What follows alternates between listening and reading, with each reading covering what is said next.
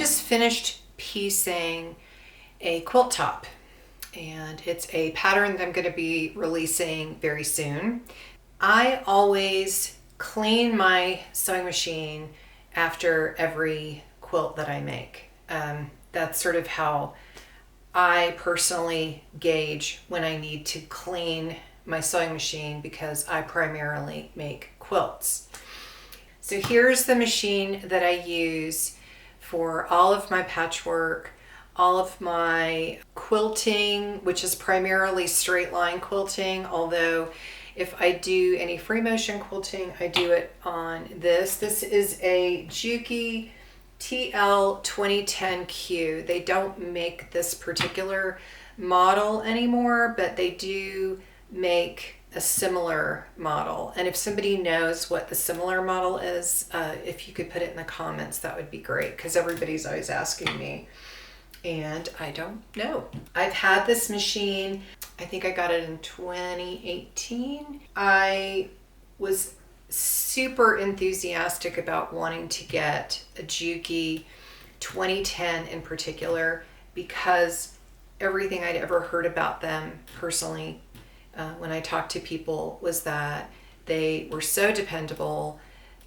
so easy to use, and just worked so well. I looked and I found one while we were still living in Seattle and bought it. So now that I live in Santa Fe, I'm honestly not sure who would repair it out here if I needed it repaired. So I do try to keep it very clean and oiled. I don't know if I've mentioned this before.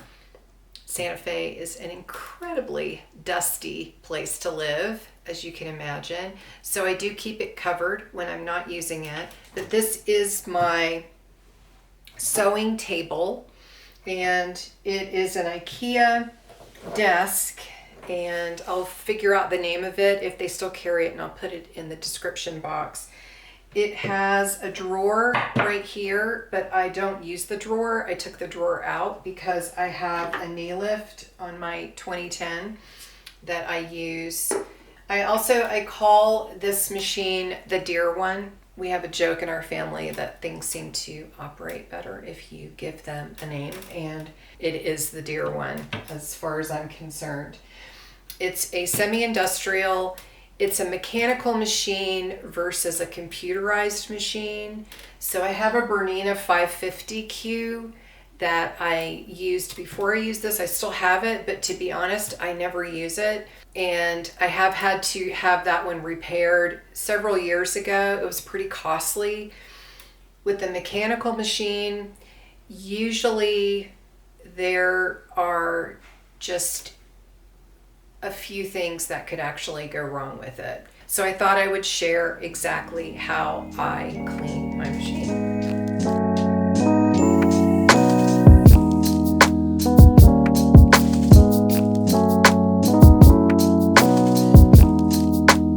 So here are the tools and supplies I need when I clean my machine. I have just a cleaning cloth. I have sewing machine oil, and I have just a little box that I've had for 100 years that I got at the Japanese dollar store that has a screwdriver. It's got my other feet, more oil, just a little bit of everything that I need. First thing you should do is turn off and preferably unplug your machine. My machine is off, but I do have these lights on so that you can see. I'm going to put away tools. I have been using this 1/4-inch seam tape. I put some of this in my shop because I actually love this machine tape. It's a 1/4-inch and it keeps me really consistent, but I'm going to remove that right now. And I'm going to remove the bed, the extension bed. So as you can see, everything gets really, really just full of threads, lint, all of that. So first thing I'm gonna do, I just put all this on the floor and I sweep it up afterwards. But I move the machine, clean everything up.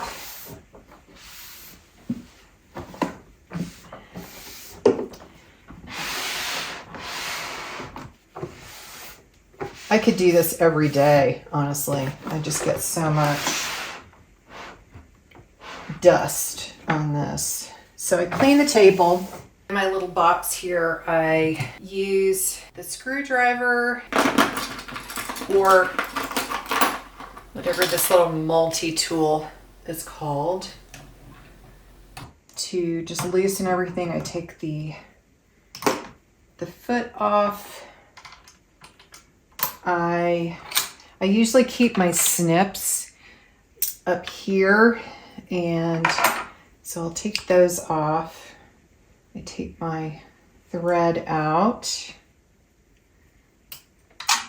And I also will replace the needle at this point. I mentioned one time before to replace your needle. How I learned about it was you replace your needle after every 6 hours of sewing.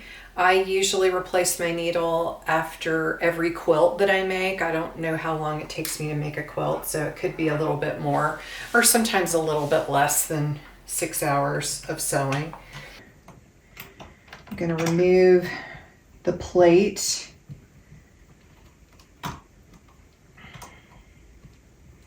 This is the main area that gets really, really dusty and full of lint. So take that out.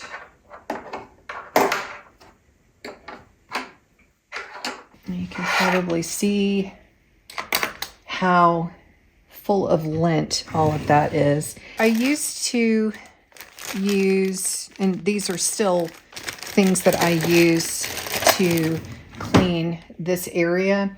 I take a pipe cleaner and I just fold down the top several inches and create a little loop, and I usually use this. Recently saw these new little tools from the Gypsy Quilter, Nook and Cranny Cleaning Tools, reusable silicone brushes. So I'm going to try them out and see how they work. There's different brush shapes so you can get in all the little areas.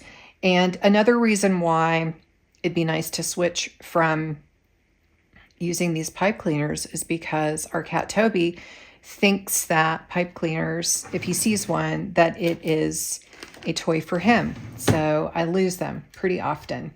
I think I'm going to start with this one here. So I'm just going to go in and clean all of this lint away, and we'll see how this works.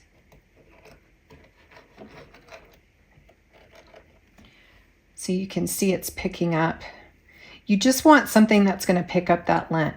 You do not use compressed air, which I was told that will just push it further back into the mechanics of the machine. Don't use compressed air. You want to pull all of this out, not push it in. So I don't use compressed air.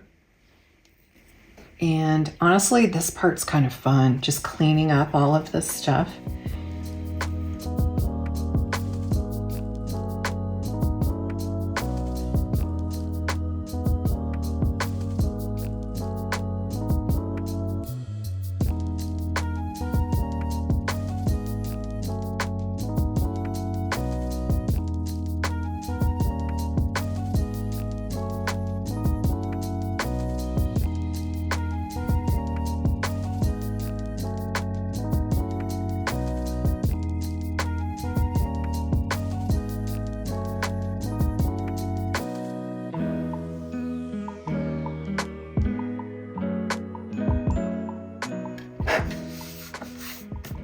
Out of the way.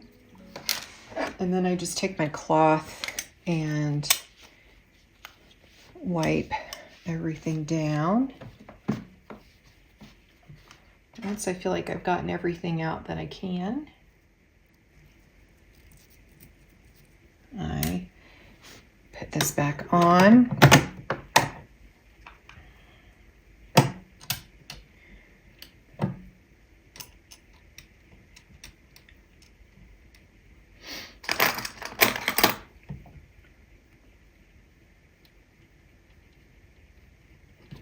Okay, tighten them in. I mentioned this in a previous video. I needed a sewing machine in college because I was majoring in apparel design and fashion merchandising, and we had things that we needed to sew. You know, the teacher never told us that we need to change our needle, that we need to clean our machine once in a while, so I never did. I think I used the same sewing machine needle all 4 years of school. I don't think I ever cleaned it. I never even knew that anybody other than an authorized mechanic could take this plate off. I eventually got rid of that one and upgraded to a slightly better machine and had that one for a few years. I did change the needle. I didn't do a lot of cleaning. I made an Amy Butler weekender bag, if any of you guys remember that, and it totally broke that machine. I don't know if it was user error, machine error, interfacing was too thick. I don't really know what happened, but it was a disaster. That's the last thing I ever made with that for machine. So I did make the whole bag though. Here's the needle threader. I'm just going to clean all of this. Again, just getting off all of the lint and my 1/4-inch foot. You can see how incredibly dirty this gets. I don't know why it gets so dirty, but anyway, I'm going to clean that and put that back on. And then the last thing I'll do down there before I oil it is I'll put in a new needle. I'll list the sewing machine needle that I use in my machine for general patchwork in the description box, but I just keep a good supply of them.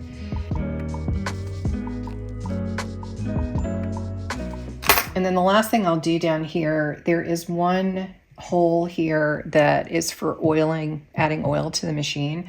This is unique from machine brand to machine brand. Be sure to look at your manual, but I just put a few drops in there.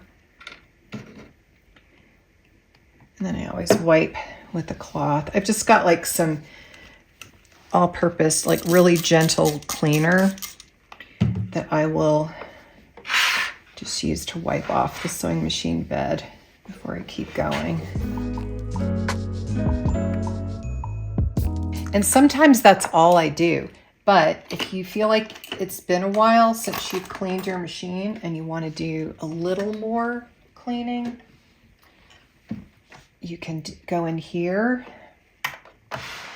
Usually there's some way to remove this. Again, please look at your manual. Don't take my advice without double checking first, but I just go in here and clean all of this. This is not super linty.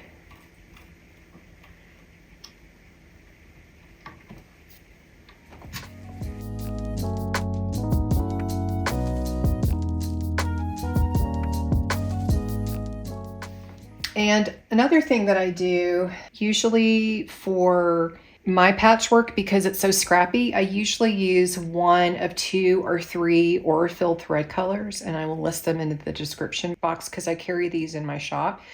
But I'll often wind a few bobbins so that I have them ready when I'm doing this, so that I don't have to stop when I'm sewing. So I just did that the other day, so I think I'm okay on bobbins for now. Up at the top, I don't really do a whole lot around here. I just kind of wipe everything down, put my thread back on, and thread my machine. I do not usually carry this machine when I go somewhere outside of the studio to sew. I have a featherweight that I carry. The thing about this machine being mechanical and metal, it is so heavy. So as much as I love it and I would love to take it with me all the time, I don't really want to be carrying it around. Plus, I just don't want it to get the wear and tear of me carrying it around. There are a couple of spots up here where I can add machine oil. And how often you do that depends on your manual, how often you sew on your machine, and also where you live. I just noticed that here in the desert, I use a lot more machine oil than I did in Seattle. It, could have been also the amount of sewing that I was doing. So I just add a little bit, a few drops in all the spots, and then just wipe away any that dripped.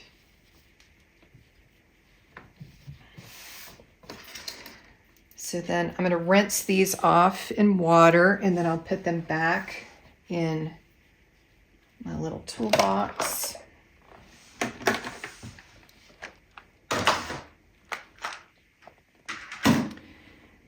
Throw out my old needle. Not much to do with the knee lift.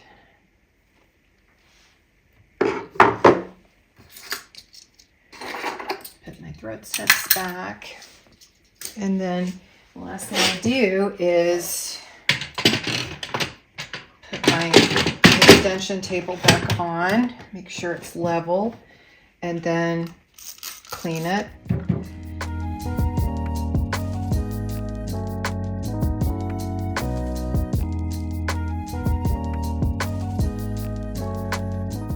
And that's basically it. I do this in between every quilt. When I'm not using it, I use an old Boru cloth. This is an old Japanese Boru cloth that I got from Japan. And I just keep it covered like this. You could do a much more elaborate cover. Because I don't use my Bernina on the other side of the studio, I usually keep more of a cover over that just because it is so dusty here. And that's basically it. That's what I do. I always tell everybody, my students or anybody that wants to know, clean your machine in between your quilt projects. It makes such a difference knowing that your machine is clean, that you've removed the lint, that you've wound some bobbins, you've changed the needle, and you're ready for your next step. If you all have tips on cleaning your machine, I would love to know them. In the meantime, I hope you're well, and I will see you again very soon.